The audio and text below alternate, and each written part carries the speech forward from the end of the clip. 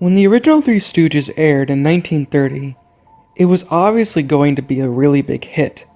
It aired in almost every movie theater. The Three Stooges were only aired in movie theaters for the first few years across the country. The Three Stooges had begun to air on television and had multiple spin-offs, including The Three Stooges with Moe, Joe, and Larry, or The Three Stooges with Moe, Shemp, and Larry, but everyone's favorite was probably The Three Stooges with Curly Howard. Opinions began to change when almost every Three Stooges fan was revealed to one of the most shocking episodes yet. It was 1947, and the episode Half-Wit's Holiday was about to come to theaters. This episode marked the end of Moe, Larry, and the Curly era, as Curly had suffered a major stroke on set. Surprisingly, the episode only aired in 2 or 3 theaters in the US, and only a few people had attended the screenings for it. On the 4th day of its release, the film aired at a small suburban neighborhood shopping center. The shopping center had a theater with the latest films of that generation. According to the police, only 3 or 4 individuals had arrived at the theater to watch a simple screening of what they thought was going to be a Half-Wit's Holiday. It was later revealed that it was much more than that. The episode started off normally as any regular episode would. The title frame slowly faded into view and remained on screen for a good minute. This is when things began to go awry. The title frame began to shake violently and then disappeared altogether. Viewers were then showed a white screen for a good 5 minutes and reported quite a ruckus, possibly a struggle of the individual.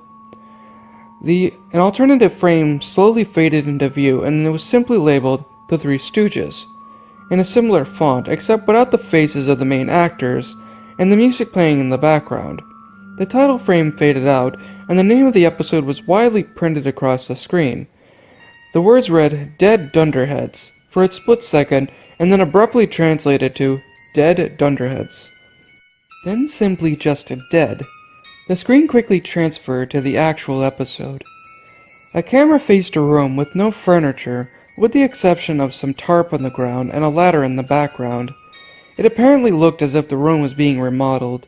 A man dressed up as Moe waddled up to the screen reluctantly, wearing a cheap bowl-cut wig that looked like it was about to fall off.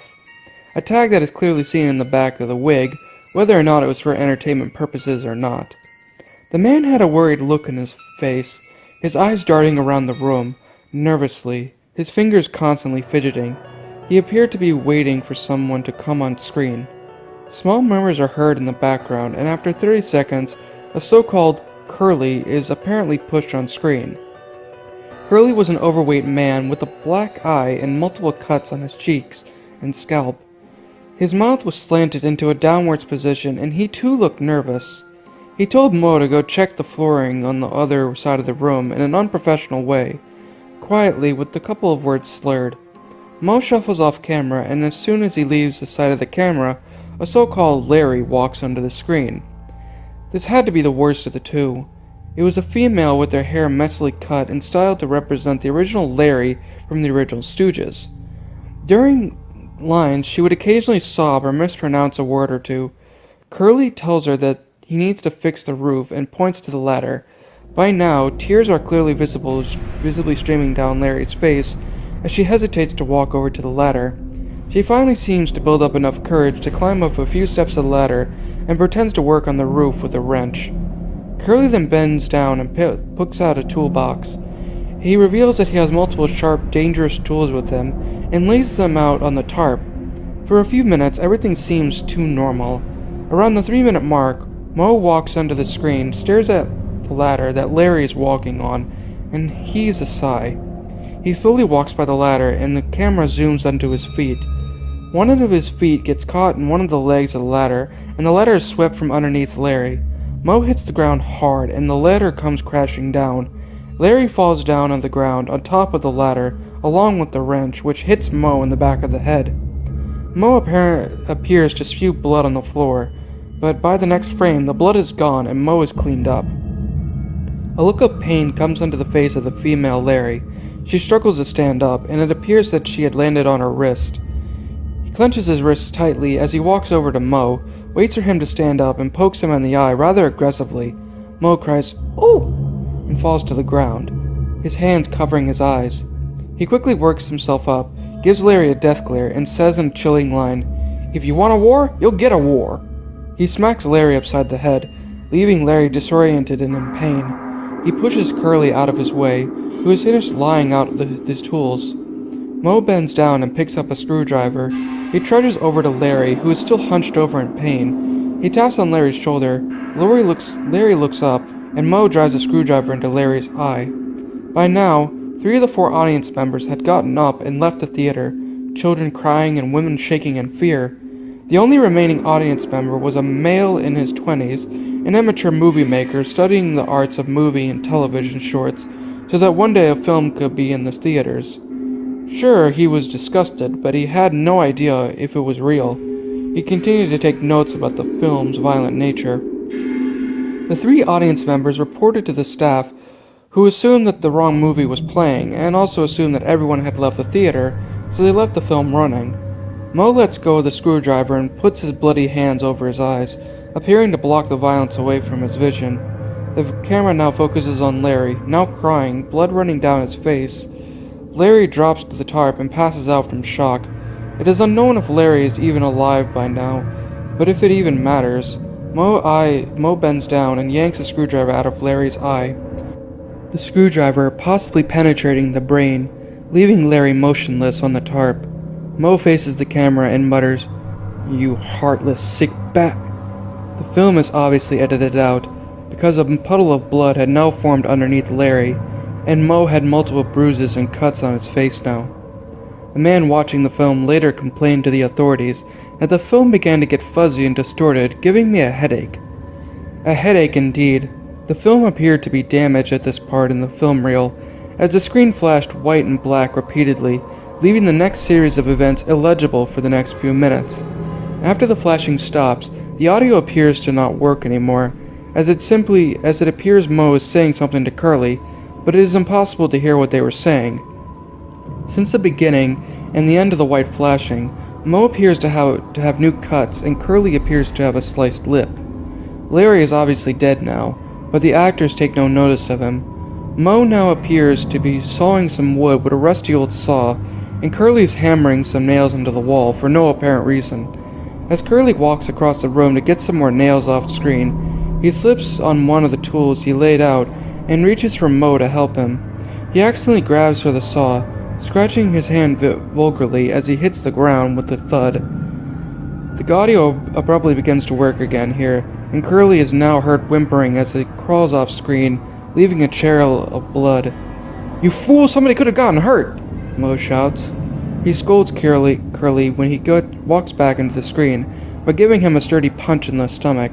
A strange look comes across Curly's face as he bends over and vomits up a little fluid.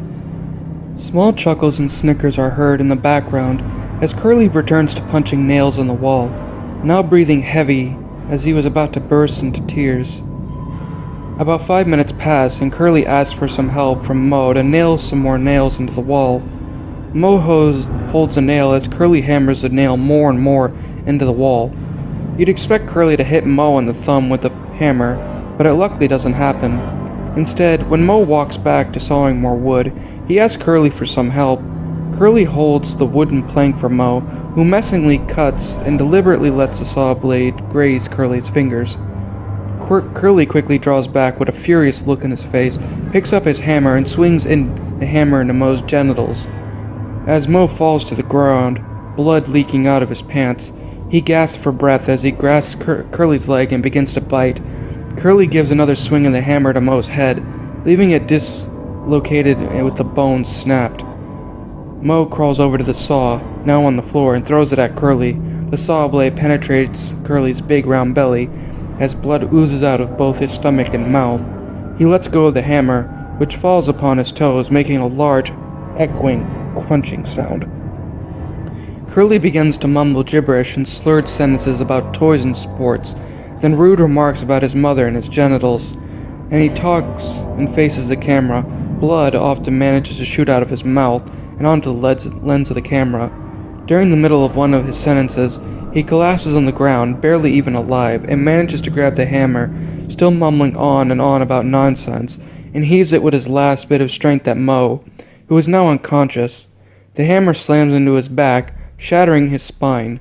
Curly manages to laugh a little bit, and then passes out from blood loss. Loud laughter is heard as the film reel decays, leaving a plain white screen. The laughter soon fades out, and one man in the audience is left in awe. The police arrive a few minutes later, who manage to seize the film and evacuate the theater from possible threats. When the police entered the room where the film was being projected onto the screen, they found a man, supposedly the one who was originally supposed to air Half-Wit's Holiday, tied up and intensely beaten. The man remembers little, and is worried that the man who tied him up might come back and kill him if he gives any information to the police. It is obvious that the wounds that the man had taken were not self-inflicted, but he is still a major suspect in the case. The man who had made the film reel is said to be a sadistic filmmaker who is addicted to the Three Stooges. The police have no information on him at all, apart from some evidence from the film. Police have three things to work within the film. For a few seconds, a shadow appears of a man holding something similar to a clipboard. Then the shadow goes out of sight. The second piece of evidence is a few mistakes he had with the film. As he had accidentally revealed his tone of voice with a few snickers he had let escape out of his mouth multiple times. His voice is deep and hollow, and he seems to belong to a white man in his 50s. The third piece of evidence is visible, with the man appearing to signal for something to come to him, letting his hand come into the camera's shot. His hand has multiple scars, wrinkles, and freckles, signaling that he's in his late 50s when the film aired that day. The actor for Curly was actually an autistic man kidnapped from the mental hospital, where he wandered out of the front door and down the street. The actor for Mo was a businessman who was addicted to drinking alcohol and doing drugs. He was kidnapped on his way home from work. The actress for Larry was a cheating wife who had 4 husbands. She was kidnapped while walking to her job. The three had no relations in any way, but what the police did discover was that each had flaws in their lives, and the police assumed that the Man wanted to make life more, quote, perfect by erasing all flaws from the human race. The film was shot on a location in the local abandoned office building. The actor for Mo was pronounced dead. The actress for Larry was also pronounced dead, but the actor for Curly was in critical condition and was on the verge of death. He slowly recuperated and managed to live for a few more years until committing suicide. He did not tell the police much, but what he did tell was rather helpful. The bad man ran out of the door and drove away. He told one of his friends that was going far, far away.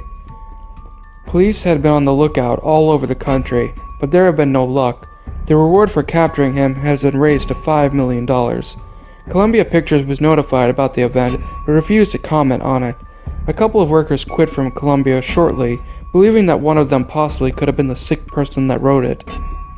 As for the amateur filmmaker, he came to be my grandfather, who happened to tell me this whole story. He had been questioned by the authorities as well, and is also another major factor in this. The man who had filmed the film, though, is possibly dead. If he was in his 50s, 70s years ago, the case can be dismissed and all will be at peace. I'd love to tell you more, but I have to leave. Someone is talking to me about starring in an independent film.